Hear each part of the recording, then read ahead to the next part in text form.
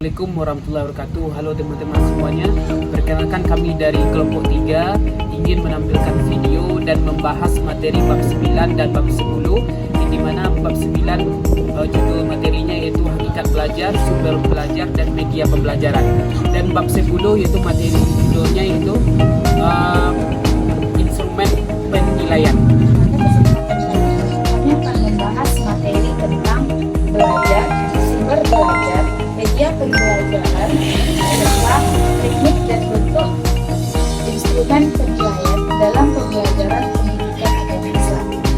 Pembahasan ini bertujuan agar kita dapat memahami pentingnya penggunaan sumber dan media pembelajaran yang tepat, serta mengetahui berbagai teknik dan bentuk penilaian yang dapat mendukung terciptanya proses pembelajaran pendidikan agama Islam yang efektif, interaktif, dan juga bermakna.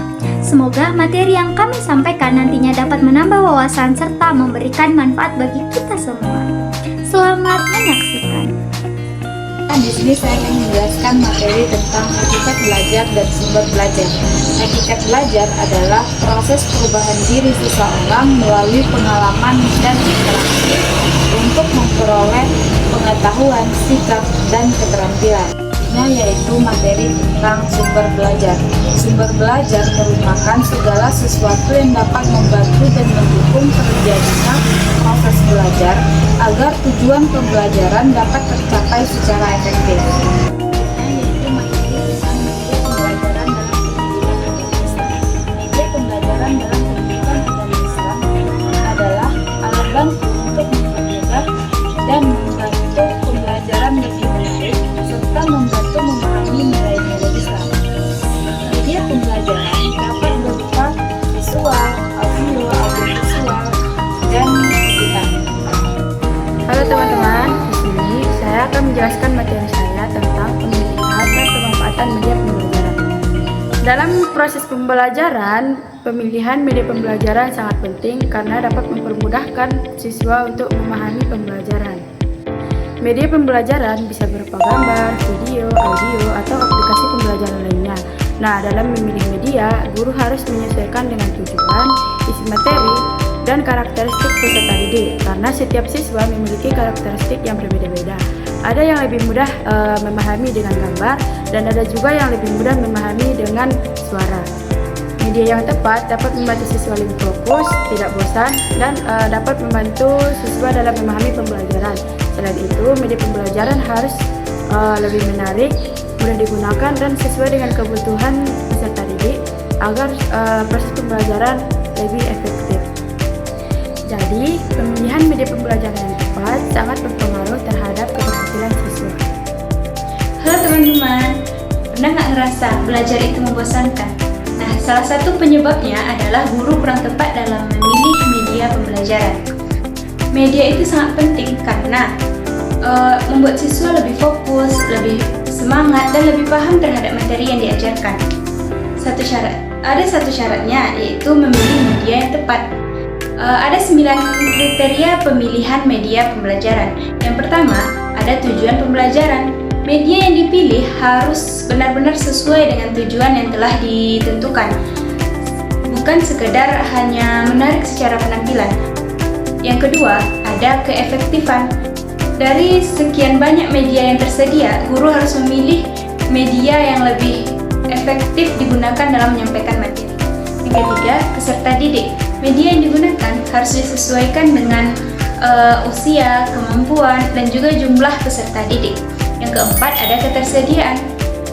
Guru harus memeriksa apakah media yang dipilih ada di sekolah atau tidak.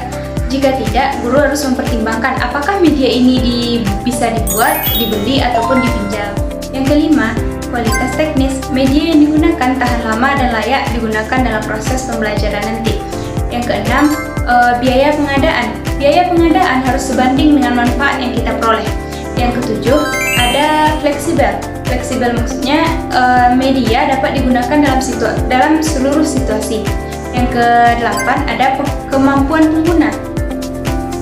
Kita bukan hanya memilih media yang bagus, tapi guru juga harus dapat mengoperasikannya dengan baik. Karena untuk apa gunanya media itu baik, tapi kita tidak dapat mengoperasikannya dengan baik. Dan yang terakhir ada dan Dan yang terakhir ada alokasi waktu. Alokasi waktu ini media cukup untuk pengadaan dan cukup juga untuk penggunaan. Jadi 9 kriteria ini dapat membantu kita untuk memilih media secara tepat. Nah, sekarang kita membahas tentang prinsip-prinsip pemanfaatan media. Ada 7 prinsip. Yang pertama, tidak ada media yang sempurna. Setiap media yang digunakan hanya cocok untuk tujuan tertentu. Yang kedua, media adalah bagian dari pembelajaran. Media bukan sekedar alat bantu untuk guru, tapi media tidak terpisah dari proses pembelajaran. Yang ketiga, tujuan utama yaitu memudahkan siswa belajar. Yang keempat,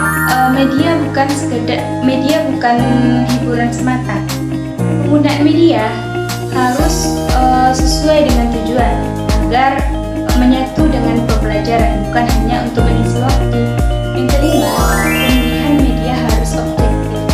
Media yang dipilih harus sesuai dengan tujuan pembelajaran, bukan sesuai dengan selera pribadi. Yang keenam, jangan banyak memakai media sekaligus, karena dengan memakai banyak media sekaligus akan membuat siswa menjadi bingung. Yang ketujuh, media konkret belum tentu lebih baik, karena media yang abstrak pun juga memberikan pemahaman yang tepat. Media pembelajaran. Nah, media pembelajaran itu bukan hanya sekedar alat bantu untuk mengajar, tetapi juga alat untuk proses pembelajaran agar lebih menarik. Pemanfaatan media pembelajaran membantu guru dalam menyampaikan materi secara jelas dan interaktif.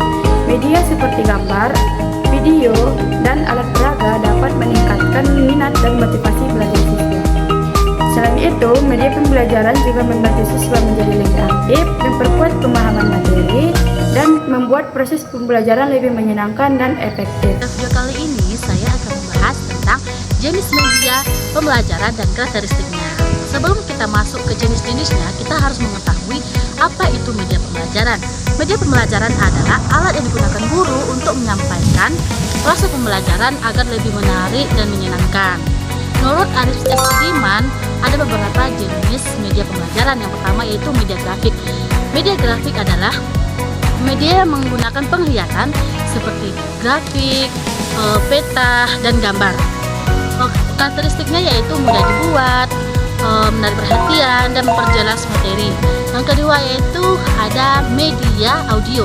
Media audio ini adalah menggunakan indera pendengaran, seperti rekaman suara atau radio. Ya, karakteristiknya yaitu ada melatih peserta didik agar peserta didik lebih fokus pada suara dan penjelasan. Yang ketiga yaitu ada media proyektor. Media proyektor ini adalah media yang menggunakan alat proyektor untuk menampilkan gambar, audio pembelajaran. Karakteristiknya yaitu membuat pembelajaran lebih jelas, menarik, dan interaktif. Penilaian kompetensi sikap dilakukan untuk mengetahui perilaku peserta didik dalam kehidupan sehari-hari, seperti sopan santun, tanggung jawab, jujur. Nah, dalam pembelajaran PAI, penilaian sikap sangat penting dilakukan karena pendidikan Islam tidak hanya menekankan pengetahuan, tetapi juga pembentukan akhlak. Selanjutnya kita akan membahas tentang penilaian kompetensi keterampilan atau biasanya disebut dengan psikomotorik, yaitu penilaian yang dilakukan oleh guru untuk mengukur kemampuan peserta didik dalam menerapkan pengetahuan yang telah dipelajarinya ke dalam tindakan yang nyata. Penilaian ini tidak hanya melihat apa yang diketahui oleh siswa, tetapi juga bagaimana siswa itu mampu melakukan suatu keterampilan atau pekerjaan tertentu. Dengan penilaian keterampilan ini, guru tuh dapat mengetahui tingkat penguasaan kemampuan dari praktiknya, ketepatan kerjanya, serta hasil yang dicapai peserta didik. Saya akan bahas tentang teknik observasi dan portofolio.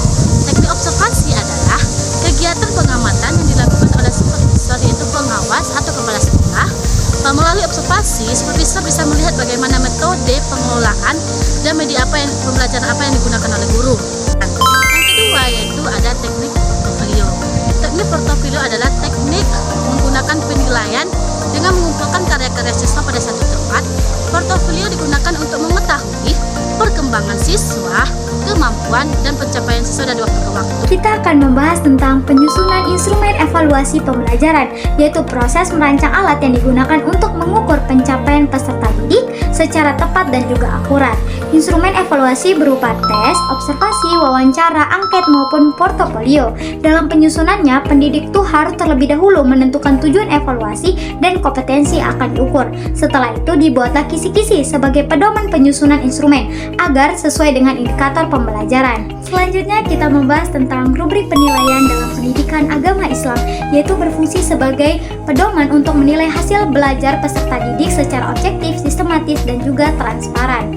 Terdapat 4 aspek utama yang dinilai, yaitu penguasaan materi sebagai aspek kognitif, kemampuan komunikasi sebagai aspek psikomotorik, dan perilaku sopan santun sebagai aspek afektif, serta pemahaman nilai-nilai Islami. Dari pembahasan tadi dapat disimpulkan bahwa media pembelajaran dan penilaian memiliki peran penting dalam pembelajaran PAI. Pembelajaran PAI merupakan proses pendidikan yang tidak hanya menguasai penguasaan ilmu pengetahuan saja, tetapi juga membentuk pembentukan sikap, akhlak, dan keterampilan peserta didik.